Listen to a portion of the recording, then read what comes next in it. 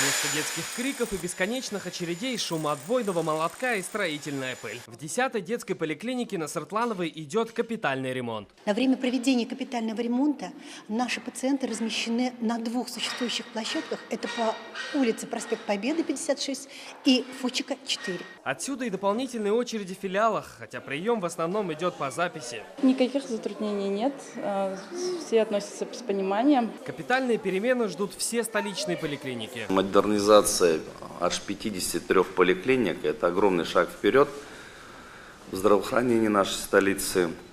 И это вдвое больший объем, чем удалось сделать за последнее время. Вечная духота, несколько раз покрашенные стены и потрепанные временем двери. Это 3-й этаж 18-й поликлиники. Чтобы увидеть будущее этих коридоров, достаточно спуститься на 1-й этаж.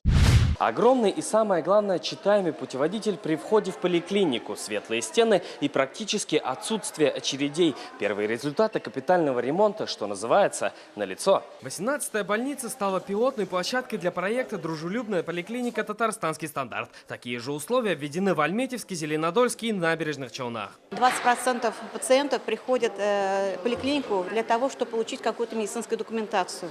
И поэтому на 3-м этаже нашей поликлиники были организованы медицинские посты. Кроме перемен, столицу ждут и новинки. В Новосавиновском районе откроется детская поликлиника, которая будет обслуживать 29 тысяч казанцев. В Кировском начнется строительство здания 17-й поликлиники уже на 54 тысячи горожан. Салават Ахмадуллин, Марат Зайдуллин, ТНВ, Казань.